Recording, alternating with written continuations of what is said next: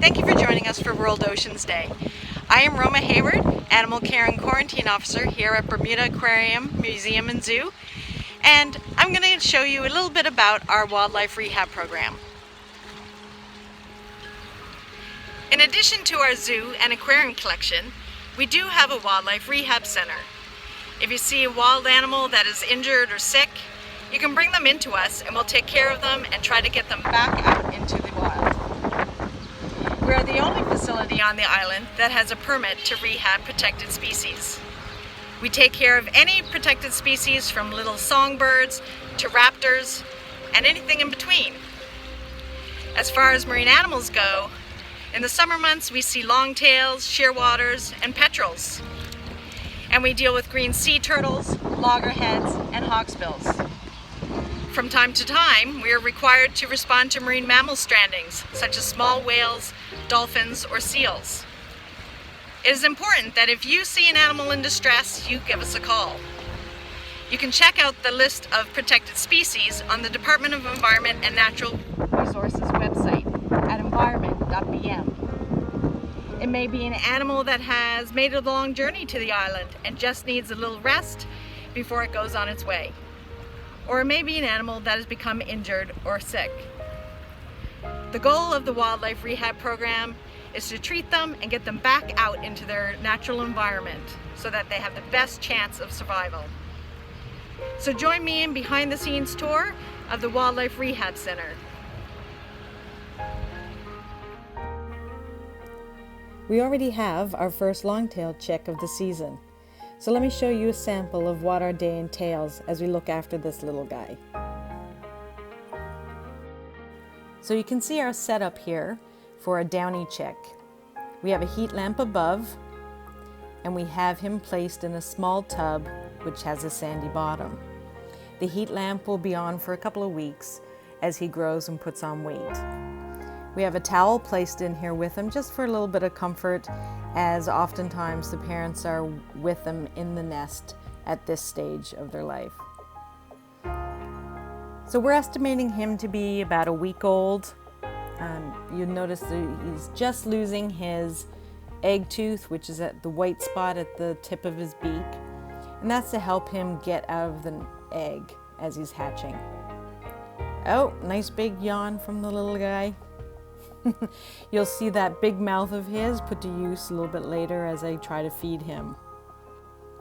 These downy chicks get found on the beaches sometimes. They may have gotten kicked out of the nest by their parents or by another bird, or they may have been abandoned for some reason. Maybe something happened to the parents and they didn't make it back to the nest. So people will find them and will bring them into us, and it's a very vulnerable stage for them, so it is touch and go. But when we get them at this age and everything goes well, we will have them for about 8 to 10 weeks until they are ready to take flight. So if all goes well, this little one will be ready to take his first flight at the end of July. I'm going to take him out now. So I can weigh him this morning. Come on, little guy. I think he's hungry for breakfast already. So you can appreciate his size when he's in my hand. Very small and vulnerable. There's a cute little face. Okay, let's put him down on the scale here. Oh, there you go, little guy. Careful. Okay. 40 grams. Wow. He has been with us 5 days and has already gained a lot of weight. So by weighing him daily, we can adjust the amount of food he is eating so that he continues to grow and thrive. He will gain between 400 and 500 grams as he grows up to the 6 weeks of age, and all that energy is being put into growing his flight feathers. And then he will slow down to start losing weight in preparation for his first flight.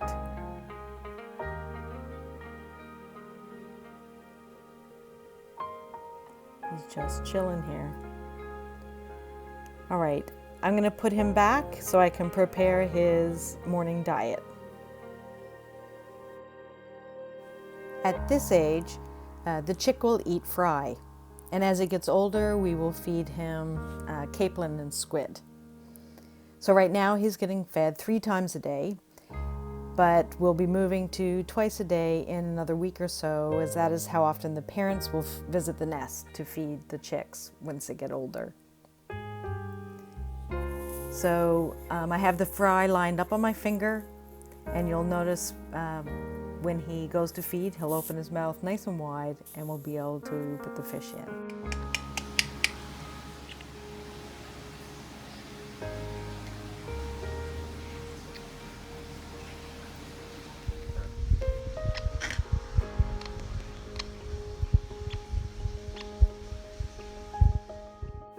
So he actually ate all that food. He got about 6 grams that time, which is great. He's off to a good start, and we'll continue to monitor his appetite and his growth. And when he gets to about 6 weeks of age, all this fluff and downy feathers will be gone and replaced with feathers that he will be needing for his first flight, at which time we'll start taking wing cord measurements so we can assess how well he is growing and when he's ready to fledge. We actually don't get many downy chicks in a season. The majority of longtails we get in are what we call half-fledged. So they may have left the nest too early and need to grow a little bit more before they take flight. Or they might be too heavy and they need to lose a little bit of weight before they take off. So in those times, we do the same. We monitor their wing cord and their weight and see when it's the best and most ideal time for them to be taken for release. At that time, we put on a leg band, and that way if they're ever sighted again anywhere, it'll be recorded and they'll know where the bird came from. And if they return to the island 4 or 5 years down the road to nest, we will know that it came through our wildlife rehab program. So the bird is taken to a high rocky edge, a location similar to where the longtails nest, and that's where we release them. And our conservationist, Jeremy Medeiros, keeps track of returning birds as well as longtail nests, and that provides valuable information about the health of the longtail population here in Bermuda. We sometimes get adults in as well. And when they come in, it's because they're injured most times. They may have gotten into a fight over real estate trying to find a nest, or they may have gotten entangled. They will sometimes get caught up in kite string or monofilament fishing line. If wrapped tightly around a wing or leg, it can cut off circulation, which in turn causes permanent damage and potentially cause a loss of limb, at which time they're unable to be released. And because longtails are a seabird and they spend most of their lives at sea, only to come to land to nest, they don't do very well in human care as adults. So if there's nothing physically wrong with them, we try to get them back out in the wild as soon as possible. We are also busy this time of year with turtles, sea turtles, and we can have anywhere from 80 to 90 turtles come through our doors. Not all come in alive, and others, if they make it through the first 48 hours, have a good chance of being released back into the wild. This small green sea turtle came in bloated and floating. Oftentimes when they come in like this, they have eaten too many sea jellies or zoanthids, and the stinging cells or nematocysts keep firing in their gut and put them in this lethargic state. Usually takes about 2 weeks before they are behaving normally again. Sometimes we get in green sea turtles that are thin and weak, not always sure what the cause is. Some have high parasitic load, and it could be the stress even of moving to the benthic environment and the change in diet. This turtle came in floating, and he has damage done to his carapace. You can see these 2 wounds on the top of his shell here.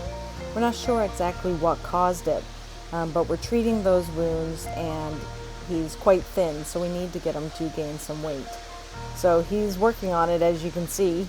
He's munching on that lettuce, and so we're hoping that he'll gain some weight and get some energy back. He was quite lethargic when he came in. You may have noticed that I've been calling the bird and these turtles he. And you're probably wondering how I know and how I can tell the difference between male and female. Actually, I can't. I have a tendency to call the animals using the male pronoun. So the only way you can tell turtles' sex is by doing blood work to confirm, and that's before they're sexually mature. So these guys are too young to tell just by looking at them whether they're male or female. And same with the birds.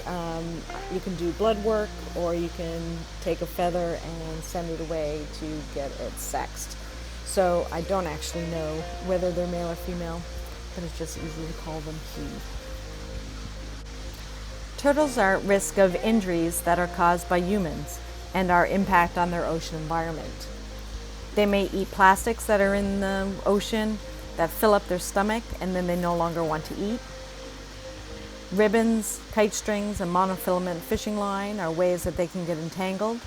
And when they get entangled, they may drown if they can't get to the surface for air. Or the line may wrap around their flippers and cut off circulation, and then they lose the use of that flipper. Boat strikes is another common injury for turtles here in our waters. So let me take you to the zoo hospital now to have a look at another reason why turtles end up in our wildlife rehab center. This is an x-ray of a green sea turtle. Can you see something that doesn't belong? There's his head and his flippers, and right here is a fishing hook. Yep, he swallowed a fish hook. It's not supposed to be in an x-ray of a sea turtle.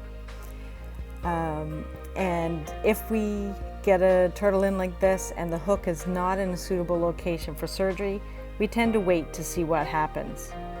Turtles have an amazing resilient digestive system, and we've had several turtles pass the hook. If it does not get snagged on the way down, then we'll just continue to monitor the hook and the turtle's appetite. This turtle came in August, and we took x-rays every month or so. At the end of January, we noted that the hook had moved to his lower intestine. We prepared him for release, and he was given flipper tags so that he could easily be identified if he showed up somewhere again. Also given a microchip in case he was to lose his flipper tags. A few weeks later, we took an x-ray and the hook was gone, so he was released. That was 6 months after he came in. We can sometimes have a turtle in rehab for that long or longer, waiting for the right conditions to release. Let's go back down to marine quarantine. I have one more case to show you.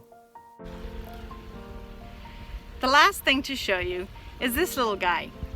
He's a loggerhead turtle, and he came into us at the end of January. A ferry pilot brought him in as she saw him floating next to the dock. When he came in, he was initially just the size of my palm. So he's actually done quite a bit of growing since he's been here.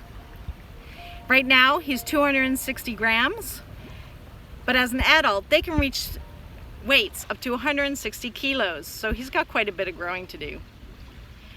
At this life stage, they're hanging out in sargassum and feeding and hiding, and so we need to wait to see some sargassum come in before we can release them. And we'll see a nice large raft. Because he's so tiny, he needs that protection.